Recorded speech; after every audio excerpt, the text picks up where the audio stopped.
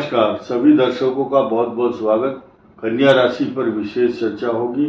कन्या राशि पर इस समय मंगल ग्रह का साया पड़ा हुआ है और ये मंगल ग्रह कन्या राशि के लिए अच्छे परिणाम नहीं दे रहा है और अष्टम भाव का स्वामी, जिसको अष्टमेश कहा जाता है, वो शत्रु राशि में कन्या राशि के साथ है। लेकिन प्लस पॉइंट ये है, चंद्र मंगल का राजयोग बना रहा है तथा शुक्र और बुध आपकी राशि के अनुसार महालक्ष्मी नारायण योग बना रहे हैं और ये इन दो भावों का स्वामी और ये धन स्थान का स्वामी, भाग्य स्थान का स्वामी।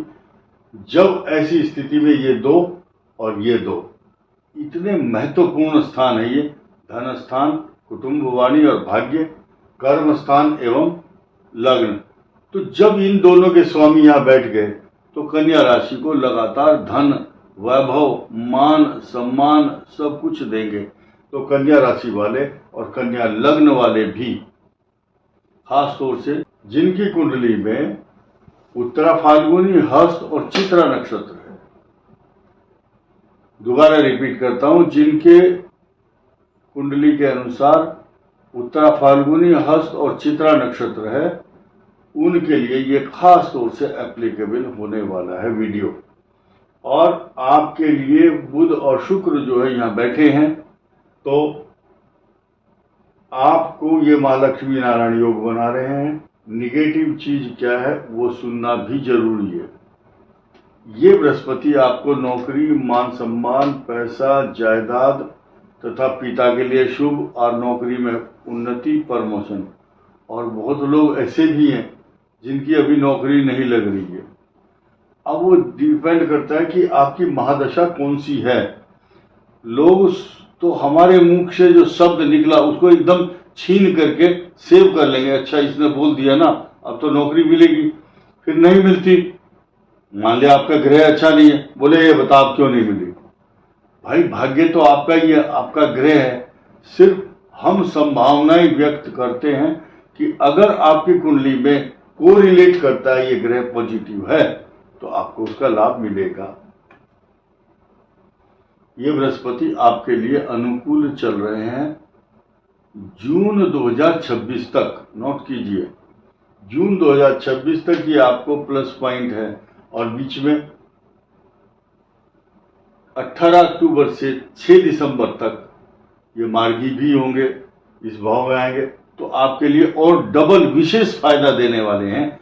यहाँ तो देंगे ही देंगे, यहाँ सोना, चांदी, पैसा, विवाह के से संबंधित प्रपोजल सब यहाँ आने के बाद बृहस्पति इंद्र के समान सुसज्जित करता है मनुष्य। इंद्र के समान उसकी छटा और वैभव, उसकी कांति, आभा मंडल होता है। ये दो ग्रह बिल्कुल किसी भी तरह से अच्छे फल नहीं दे रहे हैं। नेत्र पीड़ा, अशांति, आलस्य, काम में रुकावट, घरेलू लोग, चाचा ताऊ, परिवार के लोग, उनसे कुछ मन मुटाव या उनके लिए परेशानी या उनसे परेशानी, ये सहोदर, बंधु, बांधव का कारक है। 12वां भाव जब सूर्य आता है तो उनको कष्ट होता है। नेत्र पीड़ा, व्यर्थ की यात्रा, व्यर्थ के खर्चे, और केतु के साथ होने से सूर्य का कोई भी अच्छा परिणाम इसलिए नहीं मिल रहा है क्योंकि केतु जो है खुद सिंह राशि में और सूर्य के साथ, जब जब सूर्य और चंद्रमा, जब जब सूर्य और केतु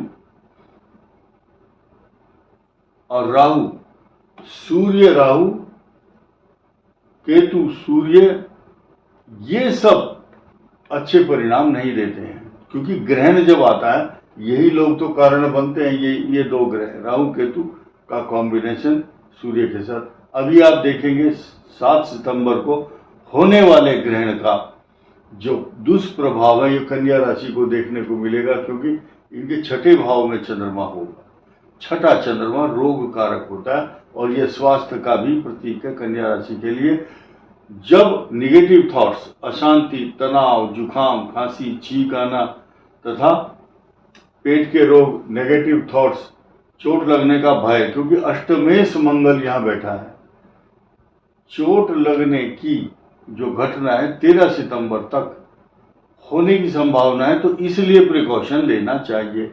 और इस मंगल का जो प्रभाव है आपके चतुर्थ भाव, भूमि, भवन, वाहन, मकान, सवारी, प्रॉपर्टी, जायदाद से रिलेटेड समस्याएं अभी उत्पन्न होती रहेंगी 13 सितंबर तक। ये बिल्कुल क्लियर है और साफ साफ संदेश आपको दिया जा रहा है।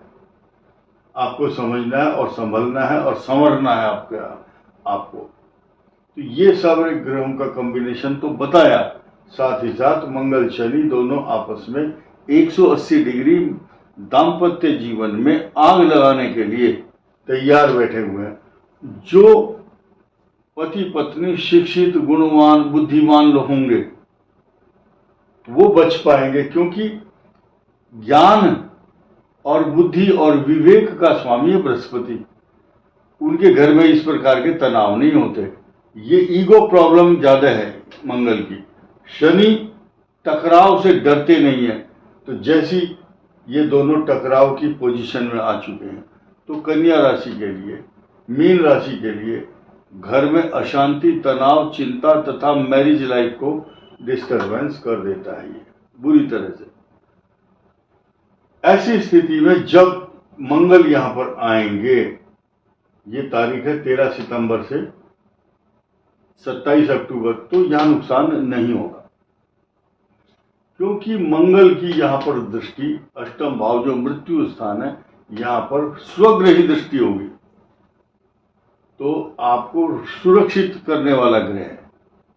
षडाष्टक योग होगा यहां, लेकिन ये पॉजिटिव रेस्पॉन्स ही देगा, नेगेटिव नहीं होगा।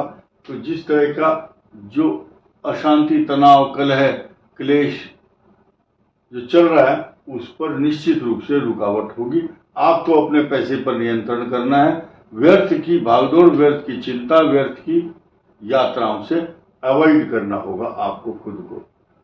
और अब मैं आपको बताऊं, जो केतु और सूर्य है, सूर्य की आराधना कीजिए, सूर्य को जल देना। ओम सूर्याय नमः, आदित्याय नमः, भानवे नमः, एक सूर्य का मंत्र है, एक जाप करना और सूर्य नारायण को जल देना। ये तो हुई आपकी पूजा।